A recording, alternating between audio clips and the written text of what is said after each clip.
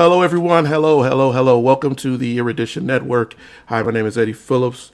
This is our weekly Thursday live interactive Black History session. Today, we're going to take some time and talk about massacres, massacres, riots. Over this past week, we've seen a lot of things happening as people are speaking about Tulsa. And we wanted to take some time to go a little bit deeper and speak about kind of what happened and what led up to these massacres. Again, my name is Eddie Phillips. I'm the CEO of the Erudition Network. We do this program every week for those of you who are our first time tuning in, to give you knowledge and to have a conversation about history. The goal of Erudition is to teach Black history to everyone and to stop with the hidden history that is not passed in our schools and in some of our schools of higher learning. One of the things that I wanted to make a point of this week is that these types of episodes are difficult because we talk about things that have to do with life and death. People who, in our history and our ancestors, who unfortunately had to give up, they gave their lives so that we may be where we are today. And talking about this week, I did not want to have anyone with me, but today I'm going to bring in my wife and two of my sons, so that we can actually have a real conversation about this and talk about some of the history. But also what we want to do is we want to be able to make sure we're teaching. So as we go through this, we will definitely make sure we hit some lesson points and answer questions for those who come online to ask questions during the interactive. Well, without any further ado, first I'm going to introduce my wife. She is coming on today to interact today with you all and ask questions and go deeper in this history. My wife, Tina Phillips, I'm going to add her now. Hi. And secondly, I have two of my sons that I wanted to have on today at differing ages to give their understanding of what they know and what they've learned about history, about some of these massacres and some of these unfortunate events. And today I have my youngest, Matthew, and I have my just under my oldest, Sean Anthony. Hello Hi. there. So today, as I was saying, we're going to talk about massacres. But before we get into this conversation, to this actual lesson, I'm going to give you guys a couple of moments. Firstly, Tina, I'm going to let you go because you're the oldest. To give an idea, give some thoughts briefly in brevity on what you think about the 100th anniversary of Tulsa and your thoughts on the massacres that have happened throughout the centuries with Black people. I'll give you about 3 minutes with that. Actually, love, we're gonna start with the top. You're the oldest. But If it's you been a can. lot going on. I'm looking forward to an interesting interactive today, especially considering how this Memorial Day weekend we had a lot of habitual shootings continuing. It seems to be as if it's perpetuating from generational hate and anger and even fear. So I'm looking forward to um, diving in deeper in the topic. Okay. Okay. Sean Anthony, I'm going to, no, let's go with Maddie. Let's go with Maddie because I want to hear what Maddie has to say. Um, Maddie, what do you think about these issues of black, as young as you are, um, about black people being summarily or being killed over centuries and decades simply for being black? What do you think? What is your thoughts on that? And I'll give you just a few minutes to try to get your thoughts right. Tight. It's kind of sad that we are getting killed just because of our skin color. We have other problems in the world that we need to be doing, but we're stuck on the fact that skin color, and then you're going to just kill somebody because of their skin color. Like, seriously, why? Explain. Why do you? Why are you killing them? Why are you afraid? Why? Why? So you have questions. Your thing is, hey, why are we doing this? This doesn't make any sense. It's a good point. Sean Anthony, same thing. What is your thoughts before we start? I agree with Matthew because, yeah, the fact that we're killing each other over skin color is kind of ridiculous because we all have the same blood, we all have the same thoughts, the same brain capacity. Just as a woman has the capacity to be a boss and be the CEO of a company, a black person has the same capabilities. So it's kind of wrong to be like, well, you're under me, even though there's no evidence of such. I don't think that the question has ever been answered as to why this is a problem. Why so much hate? Well, that's a good point. Mike said, that's the question, right? That's the biggest question. So when I want to show this. This was a meme that was going out heavily over the last 2 weeks. Does everybody see that? Yes. Yes. All right. And so it talks about the Black Massacres, and it talks about, and I think you see Tulsa there in 1921. And what you get from this is the idea that we have been going through this violence for centuries now, and we could go further. But this right here shows you from the 1800s through the early 1900s, and even into our modern time. You see a 2015 when you see Charleston there. People have lost their lives for this idea of race. And one of the things I wanted to touch on today is give some context. Many of us have watched Tulsa and seen the elders and the ancestors who are here, who are still giving us their interpretation and what happened. A couple of months ago, I had asked this question. I had done a questionnaire, and I don't know if you all remember. And I talked about the Kiswahili term Sasha. And I'm not going to put y'all on the spot to know what Sasha means. So I'll just tell you what it is. It is our recently deceased ancestors, right? It is the ones who came before and left us a part of them. Their names are still with us, even if they're dead, but because people who know them are still alive. So when I look at these survivors of Tulsa, they're still alive. They're telling the story, right? They're telling the story of those who are with us, right? Or who are no longer with us, rather. And they're keeping us abreast on that history. But when they leave here, a lot of times that history is hidden or lost. The other word was the Zamani, right? And the Zamani are our ancestors who are long ago, they died long ago, but they left memory of them. So we're talking about Tulsa. We're talking about now Tulsa was actually gone. Most people didn't know about it. And only within the last 20 years, 20, 30 years, we've started talking about Black Wall Street, the Tulsa riots. But that's not the only thing that happened. The Tulsa riots happened because of jealousy. That's what a lot of people believe and what a lot of people support. But it's deeper than that. When Tulsa happened in 1820, or I'm sorry, in the 1920s, what it was about was the idea of coming out of post-Civil War and the transference of people throughout this country.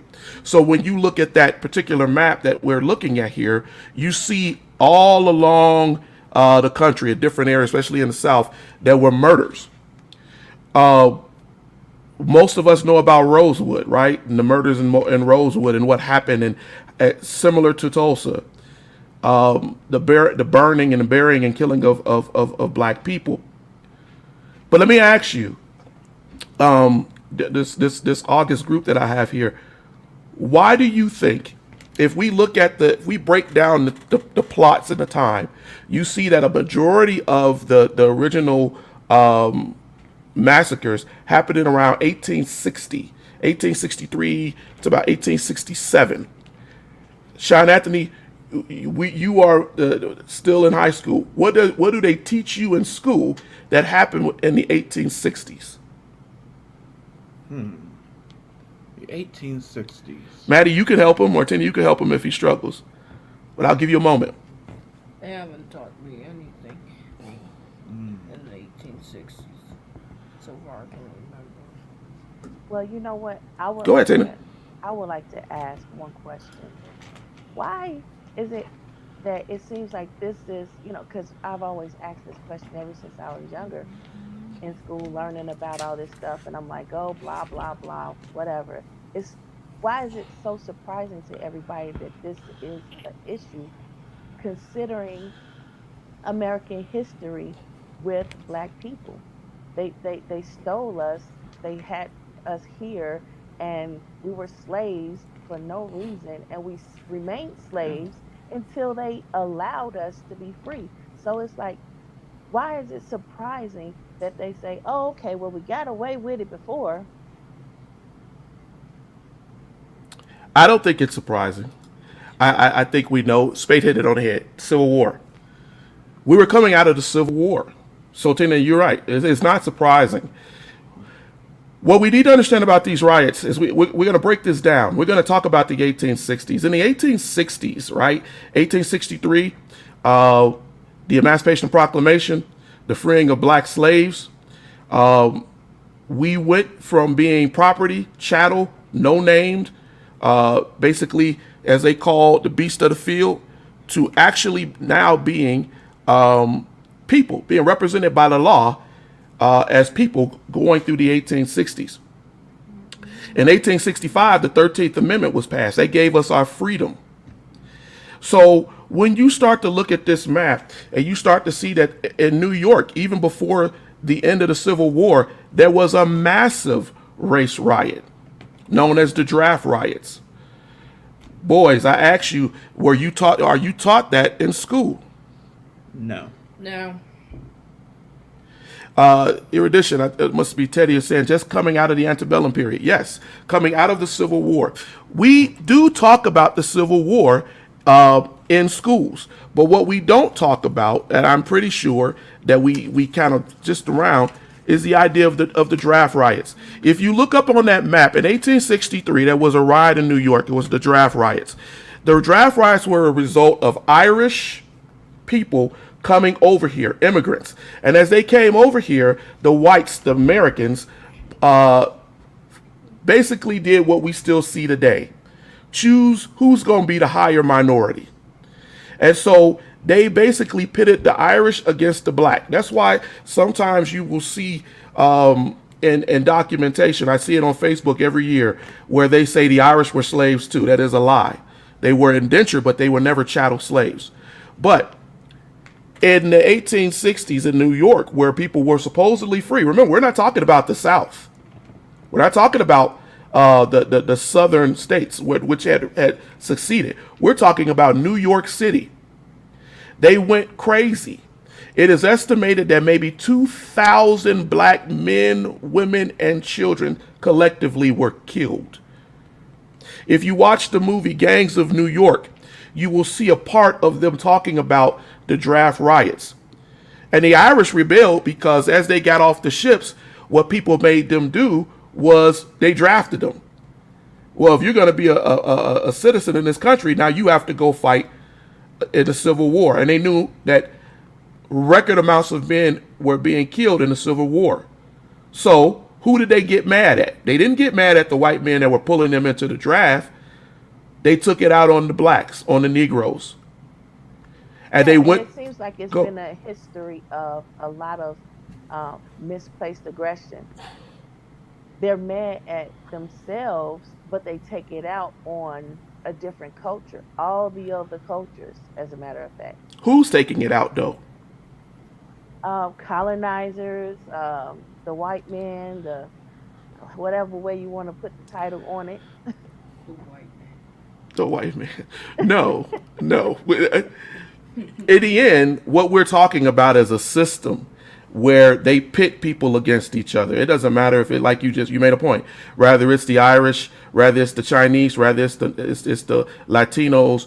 They pit us against each other. And at the end of the day, over and over again, black people are victimized. That is our history. And that's what Well, you're black talking people about. are the only ones that's consistently and um, even grouped in with the other cultures when they're upset with them. But we're the only culture that is consistently. But there's a reason for that, right? There's a reason for that.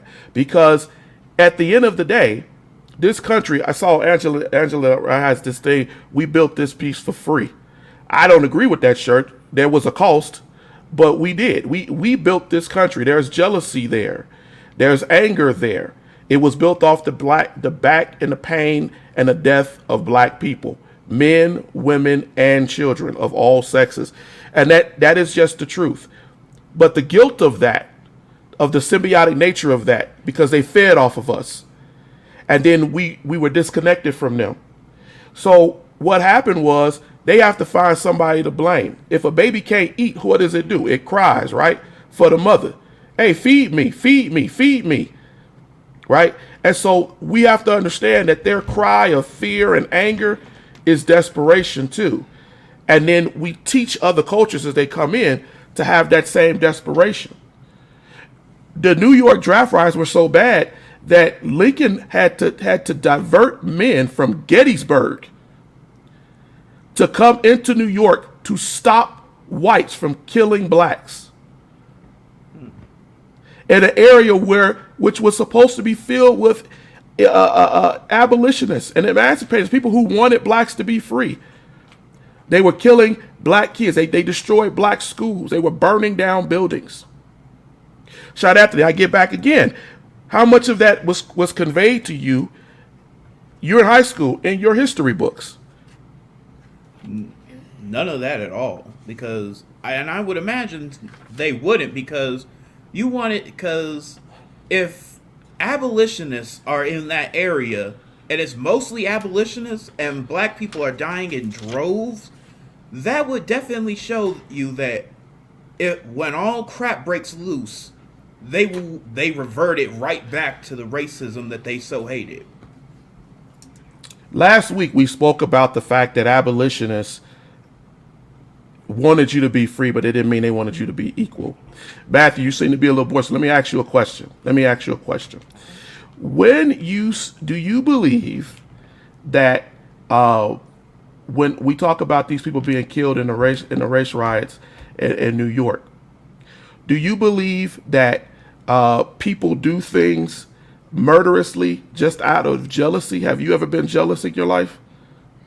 Yes, and I can't say that since I ain't them, but I can say this, is that they are definitely jealous. It seems how we see it on the news, how our police almost every day pulls over a black person and ends up killing them, quote unquote accident.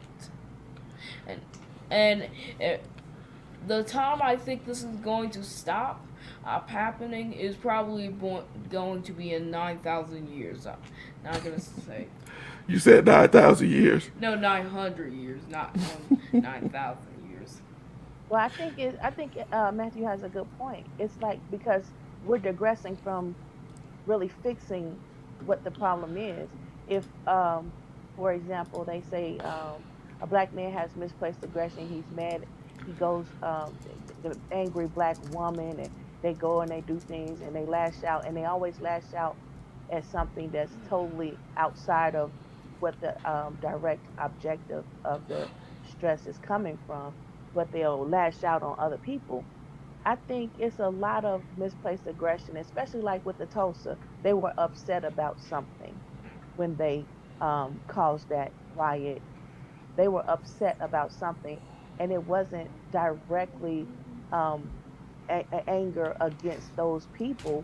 It was something else. Mike said, Matthew ain't giving us no hope. I love the idea of having young children talk to us about how they feel, because there can be a point, going what Tina just said, that you feel like people are compensating and they're doing things because they're angry. But like Matthew just said, sometimes it feels like we're never going to get out of this. When we look at those massacres too, you make the point of misplaced aggression. A lot of the early 1860 riots that you see up and down the East Coast, that you see on that map, that happened a lot because of Irish jealousy and racial hate. That happened because the Irish fled from their country because of the potato famine and came over to America and felt. Now, this is the thing.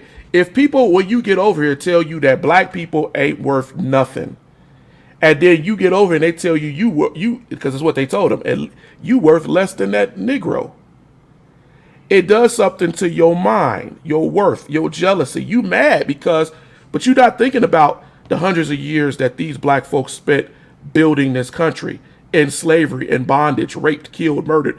You're not thinking about that. What you're thinking about is why I got to be less than them. The other point of it is that politics. So let's look at that. And politics is a huge part of this, but let's think about the Klan, because I know that's a lot of this. If we had to really point to what this is the Klan. This is the KKK. Sean Anthony, when was the What group KKK? of people is the Klan? We're going to get into that. Okay, because I thought that maybe I was wrong by calling it what I called it. Called it what? When you asked me who is it, and someone asked, how do you think we should fix it? We need I to did. let them understand that we are of love. We have always generationally been a people of love and inclusion. And I think that when we do anything outside of including all cultures, especially white people, colonizers, whatever you want to call them, whenever we do anything outside of including them, it perpetuates their fear, their misplaced aggression, and all those things and reasons why they build up to say, oh, wait, they don't want minorities of any other culture to embellish on their legacy or their anything. Teddy said, acknowledgement is not action. The hope is that acknowledgement of these evils will lead to positive action. Unfortunately, many of Americans just excuse the evils until it directly affects them. And that is truth. There's truth to that. But, there's another piece to that, right? There's another piece to this. Let's get to another riot. Let's talk about Memphis. Do you all know what happened in Memphis in 1866? You know what that's called? So in 1866, this was after, right? Remember what I told you. What we had was the 13th Amendment was passed. So you were free. So blacks were free in Memphis, right? And they were going around and they were working and and living there, trying to live their best lives, trying to come out of slavery. The Irish also were coming over. They were first coming over into the United States. What happened was black soldiers were coming out of the Civil War in the late 1860s. And when those black soldiers came out, I done fought for this country. I deserve rights. I'm going to tell you, as a military person, I deserve my right. I gave my life, my wealth, my health for the betterment of this country. Do you know that just because of a block party, that's what that Memphis riot was about. There was a block party that was being thrown with the return of black soldiers. White people were mad that blacks were celebrating their actions in the Civil War. So what they did was they sent a posse of police to break it up. Black soldiers said, "You can't break us up. This is our land." Guns was fired because they shot at them and they shot back. And what happened was the whites went crazy. They went crazy. They went up and shot and raped and killed and burned down at least about 100 black homes in Memphis. Let The me pop, ask you, do you think that any of them invited some of their white neighbors over to the party?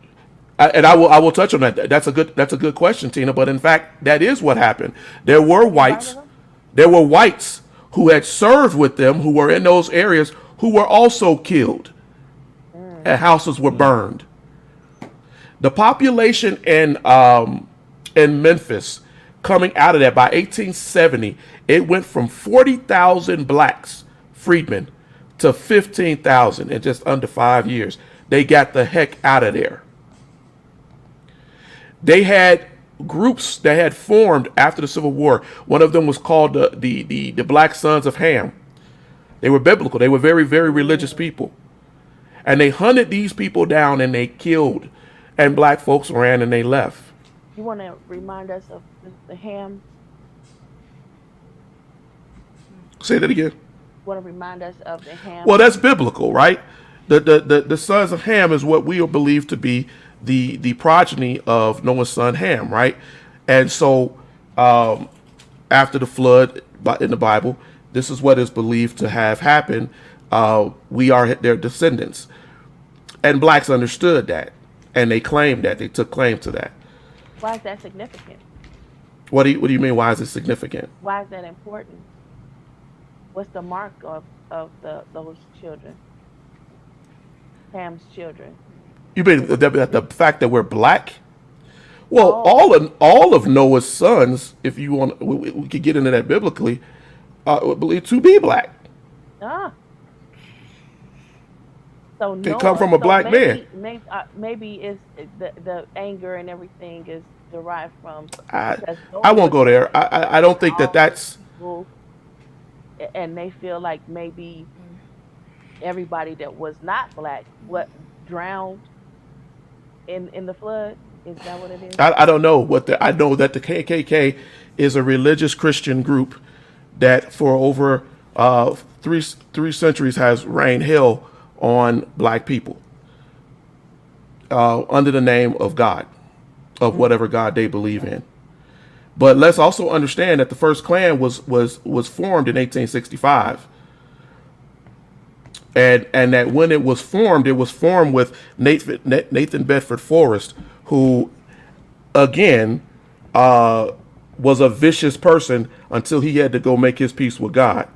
Nathan Bedford Forrest is famous for what he did in the Pillow Massacre in the Civil War, in which they waved the flag of surrender and then went in and summarily murdered and killed black soldiers and children and people who were around that followed those soldiers.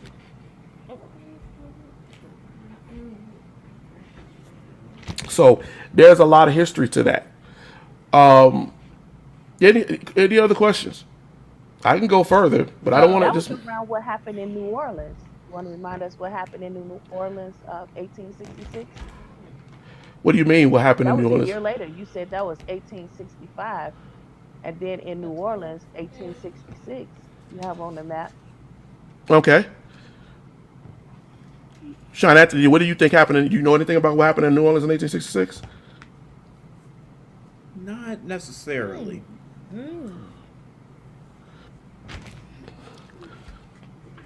Not at all. Nothing. Nothing. Does All right. state, Nah, nothing coming does to No. mind. state know? Anybody out here? Anybody? Anybody?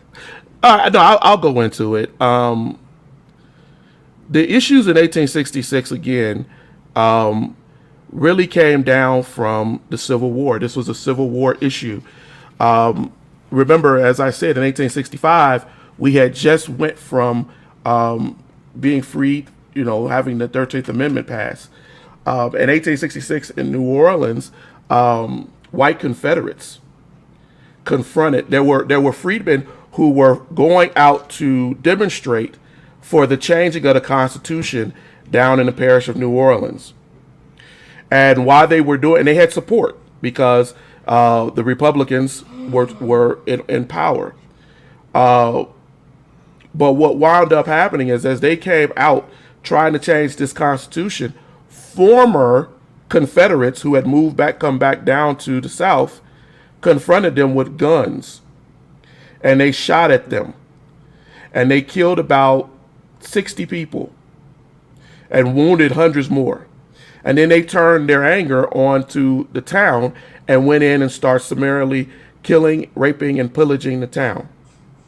One author, or one person who wrote in a paper during that time, said that when the building that they were meeting in, the mechanic building they were meeting in, it was a convention hall, they started shooting in there, that the blood was so slick that you could fall on the floor. That's how much blood. This was, they killed whites and blacks because they felt that these were scallywags, carpetbaggers. Sean Anthony, I know they teach you that. What is a scallywag, Sean Anthony? What is a carpetbagger? A scallywag is a person who takes from others takes from others and takes it as his own. He also is a person who, as I just said, he steals and does whatever he wants. Didn't Still Captain Hook tell pillages. say that to Peter Pan and the boys? It could be used as a pirate term, yes. But what is a scallywag? Sean, you're close. But let's talk about it in relation to what they were calling them, as your mother said, in those riots down in New Orleans. What was a scallywag? Nothing but a savage. A scallywag was a traitor. That's what, at the heart of it, that's what it is. You're a scallywag. You're a traitor. A scallywag was a person who was from the South, who befriended blacks, who wanted to be friendly to them and wanted to advance the country. So in your history books, this is one thing they do teach you all. They call Southerners who went with Northern policy scallywags. They said, you're a scallywag, you're a traitor. You're going along with these Republicans. What was a carpetbagger? A carpetbagger. If a scallywag's a traitor, then I guess a carpetbagger is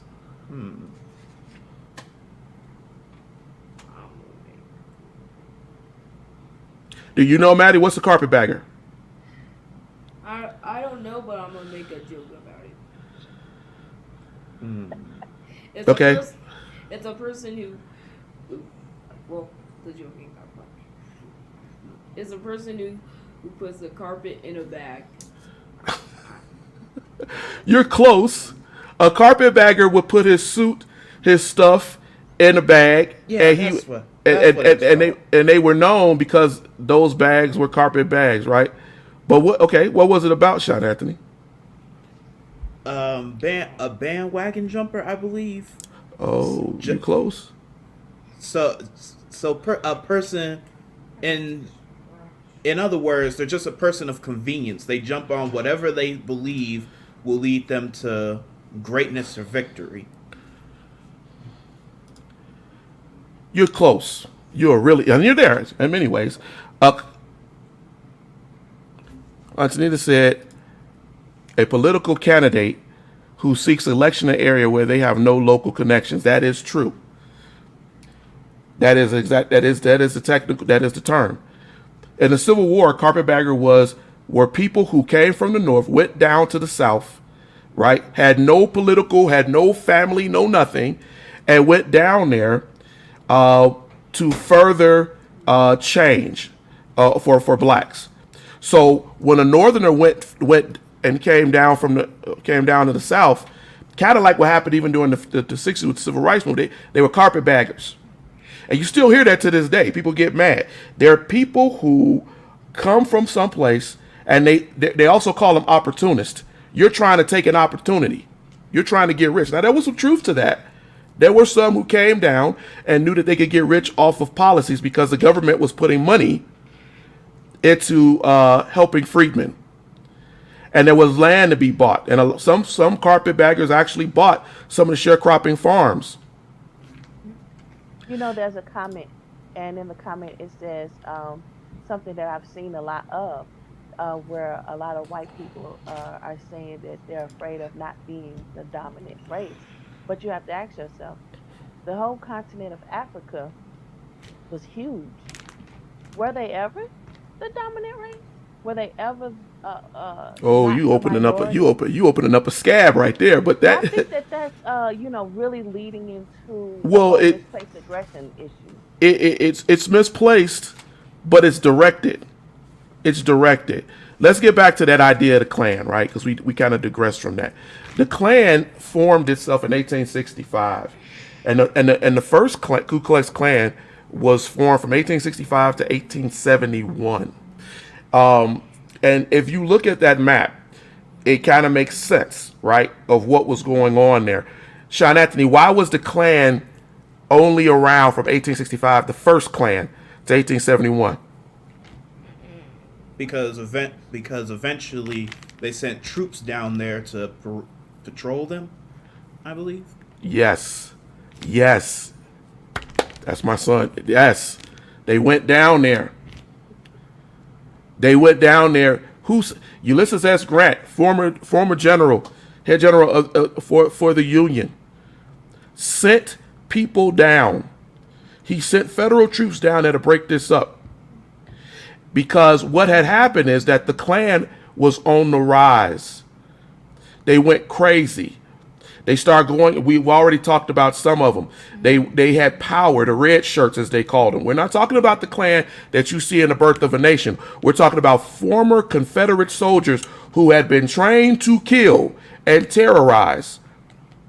Went in systematically, went through these towns and killed and murdered black men, women, and children. And what was the purpose for them to kill, Sean Anthony? What did William Bedford Forrest, what was the reason why the Klan rose? What was their purpose? Their purpose was to instill fear, to put black people in their place, In what place? below them. True, Good point. but what they really wanted was to push the South back into slavery under another name. Remember a couple of weeks ago we talked about loitering and how they would charge people with different things just to put you back into a criminal place, right? And in doing such, then you could now, because the Constitution, right, says that you can't enslave anyone unless they are a criminal, a charged criminal.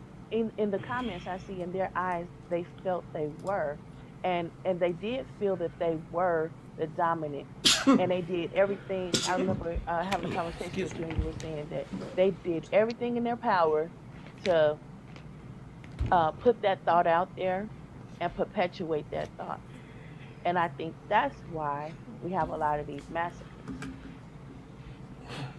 You think that we have a lot of the massacres because they felt that they were better than us? They're constantly trying to instill that thought into us, and via conditioning us, via fear, massacres, slaughtering, without any justification, reparation, and sometimes not even acknowledgement, as if we're nothing. And it's like that passive aggressive way that people meet somebody they don't like, and they mispronounce their name on purpose all the time, no matter how many times you say it. Yeah. It's like that. So I agree. I completely agree with you. But I have often said, and I know you all have heard me say this on many occasions, that we are also talking about symbiosis. I've been on many shows, many people, I've had many conversations, but we really need to understand that symbiotic relationship of slavery. There are three types of symbiosis, right? There's mutualism, there's commensalism, and there's parasitism. Parasitism. I can never pronounce that one. But they had a parasitic relationship with us, right? They fed off of us. Initially, that was the idea, that they were feeding off of us. And when you feed off of something, right, you don't care what, if you're a parasite, I don't care what happens to what, if y'all look at, what's the comic book character, Sean Anthony, that's a parasite. Venom, right? If Venom initially starts as a parasitic relationship, and then it becomes a communal relationship where now we do try to work with each other. What happens with a parasitic relationship in slavery was that it started that way. They ate off of us. But as with anything that happens over a long period of time, people start feeding off of each other. We fed off, we rubbed off on them, so to speak. And they could not accept that. The black woman was the wet nurse of their children. We fed them. We made their clothes, knitted their clothes. We put shoes on our horses. We took care of their lands. They invested in us being skilled workers. And over time, this became something that was so strong, an attachment. And then that when it came down to the Civil War, John Brown said the only way that we could purge this is through blood. What else is done? What? Give me an example of a symbiotic relationship that parts through blood. You see it, that you're here because of that. Two things happen, right? You're born. Is there blood when you're born? Yep. You feed off of that mother? Yes. Yes. Basically, almost like a parasite, but you gotta go soon. Auntie just said the Klan you have also to go soon before you kill the mother. the Klan also worked to restrict black economic empowerment. Any white people who encouraged black, like merchants, and purchased cotton from black farmers were also treated, beaten. Yes, that's what we're talking about. The Klan disassembled African American and Republican community, organizing initiatives by terrorizing black churches as well as many schools established by the Freedmen Bureau. Now let me touch on that, because that's a really good point that Auntie makes here. The Klan in Texas was so bad in wanting to stop the groups like the Black and Tan movement, that they went about beating and harming whites. So her point is very well received. They went about beating and hurting whites. When you see the riots and the things that happened in Texas, it was because they wanted to separate them. Miscegenation, they wanted to this, which is the mixing of races. They did not want that. And so the Klan went down and tried to stop that. The first Klan wasn't so successful because that was early. But the second rising of the Klan was highly successful in that. And they pushed that idea. The second Klan was established in 1915 and ran until 1944. Are you taught about that? No. You know who was the first Grand Dragon of the second rising of the Klan? No. A man named William Joseph Simmons. When you look at Stone Mountain, Georgia, a couple of years ago, they were talking about Stone Mountain, Georgia, and said how they wanted to demolish it because it was a Confederate honoring landmark. But the second Klan was born on Stone Mountain, Georgia. They pulled people and they indoctrinated them. They had a huge get together. The second Klan was one of the strongest clans in the history of this country. They beat. So what number are we in now? We're in the third Klan. The second Klan, oh,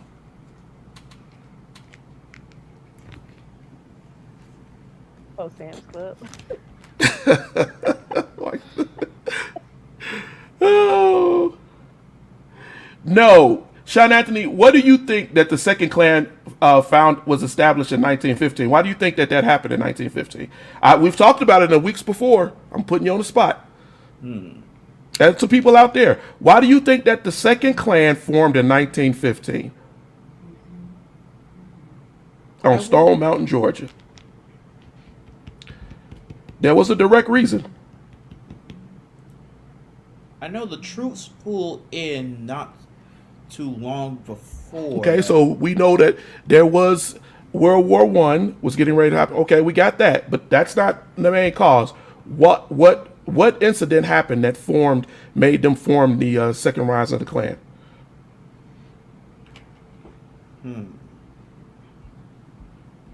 Okay, well, Birth of a Nation. Yeah, I was about to. Birth of a Nation. There you go. Teddy had it when he had it. So the movie Birth of a Nation. Thomas Dixon wrote The Klansman. And the movie Birth of a Nation was released in 1915. And I want you to think about this because we're getting back to this idea of Tulsa. Look at this map right here. Look at this map that you see in front of you. And you notice that we talked about the 1860s, the first Klan, right? And how Confederates went in and started killing. But I want you to now look at this map, and I want you to think, if I tell you that the second Klan was from 1915 to 1944, look at how many uprisings and riots and murders happened in the early 1900s. 1917, 1919, which was Red Summer, 1921. 1923.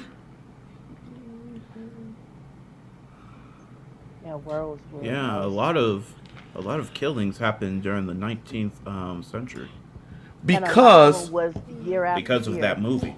Because of the glorification of the Klan. See, decades had passed. Thomas Dixon wrote The Klansman. The reason, the whole idea of the Klan, right, became a different thing. William Bedford Forrest told those people to bury their uniforms when the first Klan went away. He was embarrassed. Before he died, the first Klan, he begged for former slaves for forgiveness. That's how regretful, because he thought he was going to burn in hell. When the second Klan rose, they not only hated blacks, they hated immigrants, they hated Roman Catholics. And the other thing, the second Klan was not just in the South. They were in the North. That's why you see things in Chicago. That's why you see things in St. Louis. Right? They went crazy because what was happening? What happened? Blacks left to go north during the Great Black Migration because they got tired of being mistreated in the South. But what we don't talk about is how many white folks went north with them. And in them small areas and tenements, decided they was going to get mad. And when Birth of a Nation came out, they found a reason to feel like they had been screwed. This man tells us that blacks ain't nothing but devils. They deserve to die. That's what Birth of a Nation tells you. Their women are lascivious, lustful. Their men are violent. They rape our women. The Birth of the second Klan, they said our job is to protect the virginity and the purity of white women. That is what they established themselves on. As such, the Ku Klux Klan was able to change their image. Do you know that by 1920 there was about 5 million Klansmen in the country? No. Do you know that they marched on Washington, D.C. That in full also regalia? them trying to perpetuate the idea that their women are so pure that, and then you have this Me Too movement where everybody's saying, "Oh well, he raped me, he raped me, he raped me," or it wasn't consensual. This is a trend. This is a trend. This is a historical trend, and it's like it's Oh like wow, we're Tina, you. looking something in the face, and we're not addressing it. So what you're saying is that they were lying about this purity of white women? Were they not lying that they were the dominant race? No, I'm asking you a question. Yeah, I think there is no such thing as, oh well, one is pure. Now, don't get me wrong. I feel like, women across every genre and every culture, whatever age they are, they are the at the bottom of the totem pole, and the crap rolls downhill on all women. But to try to say one woman is more pure than the other, and nothing that she says can be So I'm gonna tell you misconstrued because she's something. so virtuous. I'm gonna tell you something that makes them mad. That makes racists mad. The black woman, biologically in this world, can birth both white and black babies. That is a proven fact. And She they is. tried it when She they has tried been the to mother breed us out.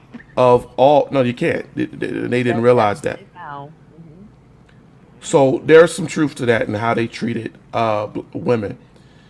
But Shadetti made a point before.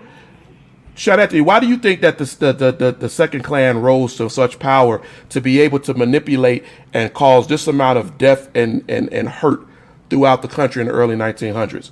What do you think that they did that was different from the first clan that allowed them to have better influence? They use the movie to inspire people and tell them why it's a better idea to join them. Exactly. What did they say? Is Woodrow Wilson was quoted as saying, "It's like writing history with lightning because it's so true." He later denied he said that, but he was a friend of Thomas Dixon. He was the president of the United States. He said it's like writing history with lightning. It will touch everywhere. And burn everything. Say it again, Maddie. And burn everything. And burn everything. Because that's what lightning will do. It's destructive and powerful. But the other thing that they did was that they went about a different recruitment method. They went and did it. That's when they became a fraternity. A frat. And basically they said, listen, you go out here and you recruit 5,000-6,000 people, right? And all the people that you recruit, we're gonna pay you a certain amount of people that you could recruit. It was a pyramid scheme. And before long, policemen, firemen, people in all areas of the country were part of the Ku Klux Klan. Card carrying members.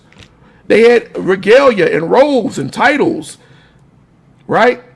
Because and we're getting paid to push the propaganda. Your mama makes a good point. The second Clan only ended in 1944.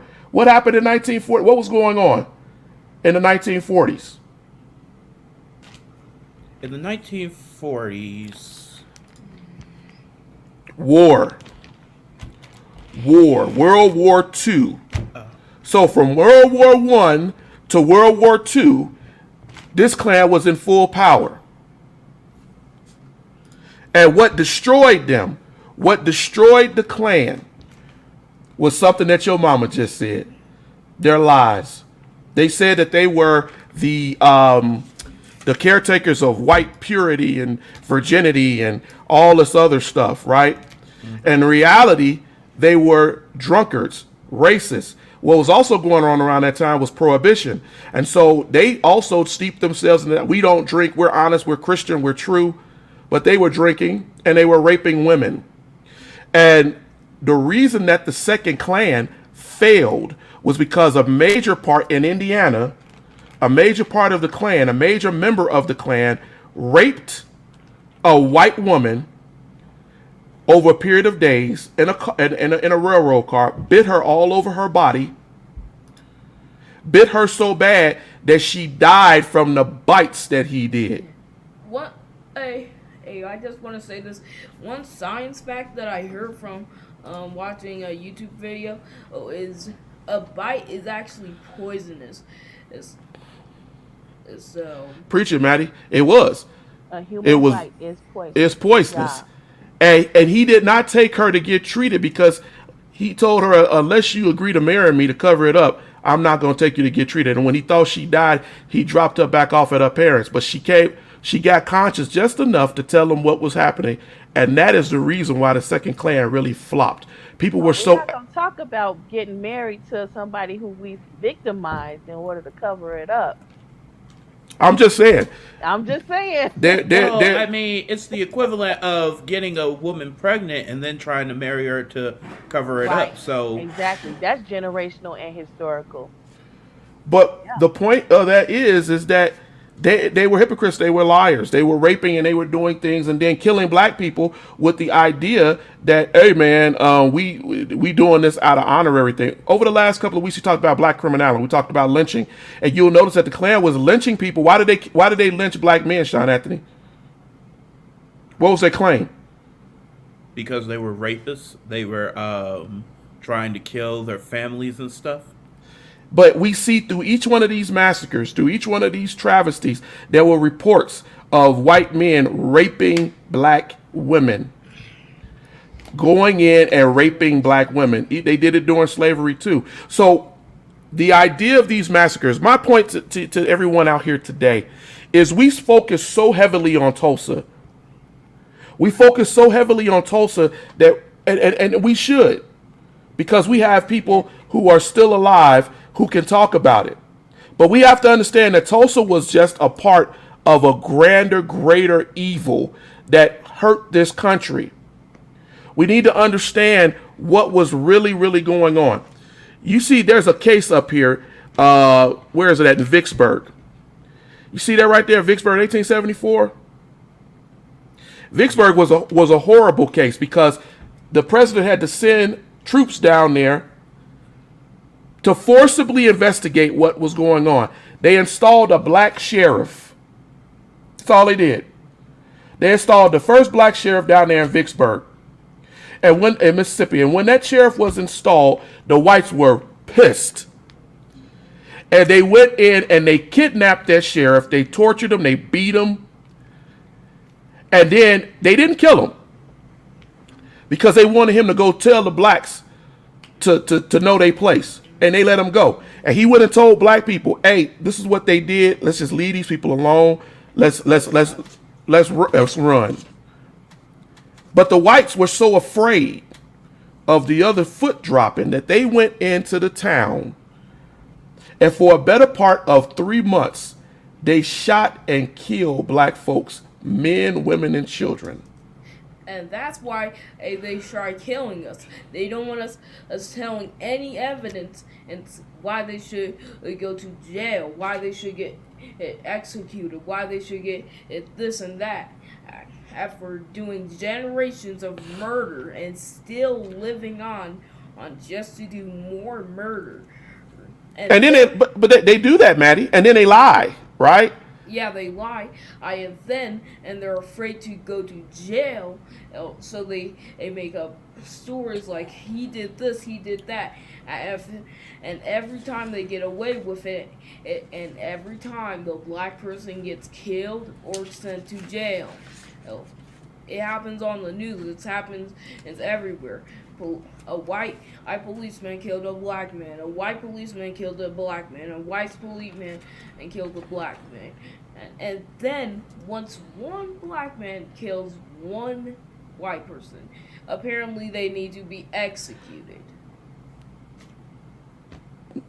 I couldn't put it better myself, because that is the way the history has shown us to be. They killed all of these people over months. The same thing happened in Opelousas, right?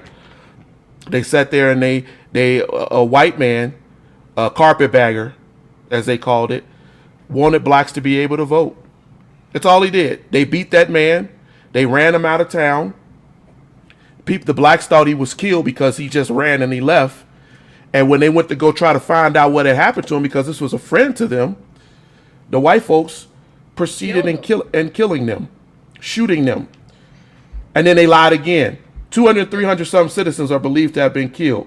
When the reports were put out, they said, no, only 25 people died. It took over 100 some years for investigators to find out that 250 people at least were killed over months of white attacks on black people. Wow. And so when we talk about reparations, when we talk about the idea of people's whole families being wiped out, that's where this comes from. Does it sound like what Mitch McConnell said, that slavery was over a long time ago? When you have whole families that were being wiped out because somebody got jealous, angry, or whatever. Your great-grandfather, sent his sons to go fight in World War II. And while they were gone, he was killed. in the South. His whole family had to flee to Chicago. This touches people. Well, This is real. it goes to the same fact that everybody's always saying, forget and forgive. And I think that that's what they're perpetuating when they covet all of these things that they did without acknowledging it, because they want you to forget so you'll forgive. But you didn't forgive because you forgot.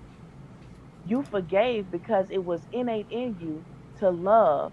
And with love and kindness, have you drawn more acceptance, appreciation, and awareness to the fact that you're not worthy of all these massacres and slaughters and basically genocide, attempted genocide. And that's what we need to, in wrapping up, that's what we need to focus on. We need to focus on the fact that this is a generational attempt at genocide that's happened. It's multi-generational, Tina. It's not just generational. But still multi-generational. But we still need to address that. We are still loving, welcoming, and while they're waiting for the other shoe to drop, we're not dropping any shoes. Well, I agree with you 100% on that. I agree with you 100% on that. But I will say this. We have shown them since the beginning of our experiences in this country, or should I say their experiences in this country, because black folks was over here a lot earlier than that. Well, we have shown them, but the love and the kindness is what keeps this country going. The faith, the love, if you want to go biblical, the faith and the love of God is what the slaves went out in those fields and they cried out to who? God. The slaves, even when they were freed, the freemen were freed. And I just did a thing on Memorial Day, right? They went out there and consecrated those graves of white men who sacrificed their lives for them because they believed in what? God.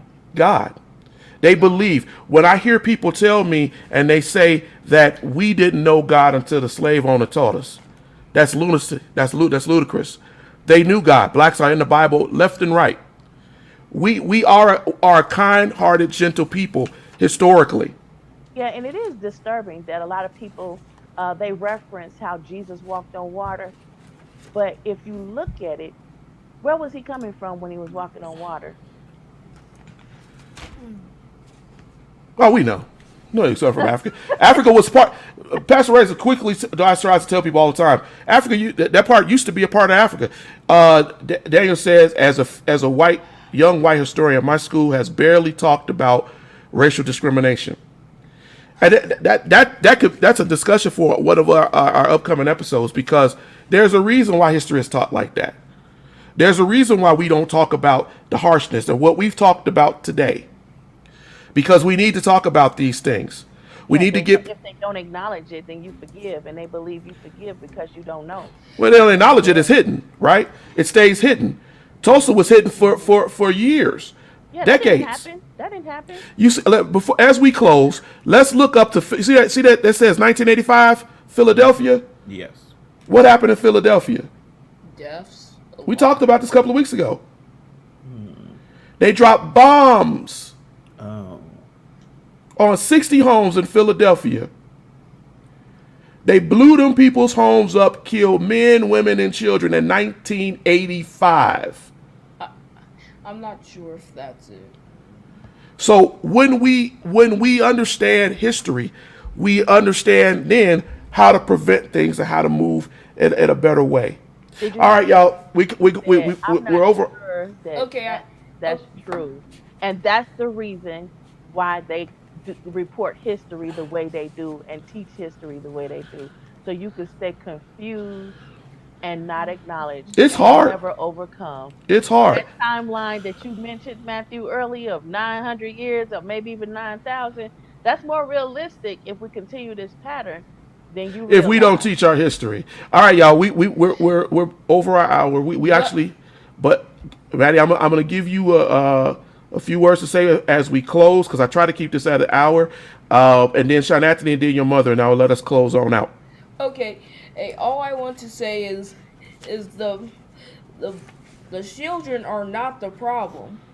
It's the parents, because That's right. as who who would teach their son to be racist? It's the parents. And if they're racist, and so they would go on and do this for generations out of spite, knowing that black people wouldn't do this. Or Instead, trusting their parents, because a lot of times kids do that because they Okay. mistrust their parents. Good point, Maddie. Go ahead, Sean Anthony. okay, peace out. I agree with Matthew in that regard, but I also believe that though it may be the parents, it is kind of the child's fault to follow them, because though you may not know what you're doing and what you're following, and you may think, well, that person's lesser than me, you will occasionally see somebody else treat them with respect and know the wrongs that have been committed, the atrocities that have been committed. You will eventually in life run across something like that will tell you, yes, you're going down the wrong path. And it starts to weigh on you and say, so which path are you going to follow? The right or it's innate in you. That's yeah, right. the right or wrong path. And you can't keep blaming your parents for your behavior. Good That point. is true. And one last thing, I agree.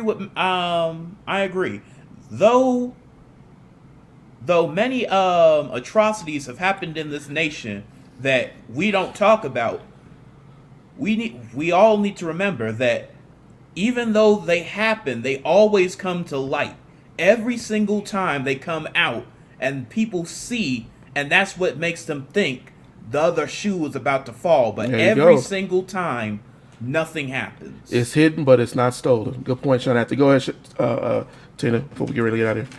Well, those two brought up good points. I agree, and yes, it is to. It's not to say that, like the comment says, it's not to say that because we say all Black Lives Matter, that we're saying that any other life doesn't matter. But I think the reason why people believe that or feel that way is because when white people say, "Oh, my race is the dominant race," it automatically puts a ranking order on things, and that's not the way it should be. We're all equal, and we all love. And when we come to find that we do love, and we look at the person, we didn't see their skin color, we saw their heart, and that's what we need to do. Look into each other's heart and just love, despite. Well, that has been our ancestors' thing for centuries now. We love in spite of, and we continue to love in spite of. All right, that was a really good lesson, everybody. I really appreciate us being able to go through it. We got to get ready to get out of here. We're going to talk about that thing that you talked about, Sean Anthony, because that goes into that whole Gestalt psychology thing, and I think that's another thing for another time. Thank you, everybody out here who came in, asked questions, and participated. This was a difficult lesson, a lot to uncover and pick apart, and we went over, but I think it's a good thing. Hey, encourage people to get on and watch Erudition. Share this episode. We need this information out. I'm going to close with telling you all, for the last week, I have seen people who have put out history, memes, vines, whatever you want to call it. And a lot of it is not validated, reference sourced history. We cannot put out the better myth or lies and then expect people to trust what we're saying. Here at Erudition, we do not do that. Everything we talked about today will be referenced. It will be sourced so you can learn on your own. This is what we do. This is what we're about. I appreciate my family. I put my family on here to show you and to show you how to have this discussion. If you do nothing else but take what you see here, the discussion you see that we have with our children, with my wife, with our family, and you emulate that in your own home to grow. Use us as the background noise to help you to be able to talk. All right, thank you. Hey, y'all, say bye as we get ready to close on out of here. Bye. Peace out. I agree with everybody's statement, and stay safe. Bye.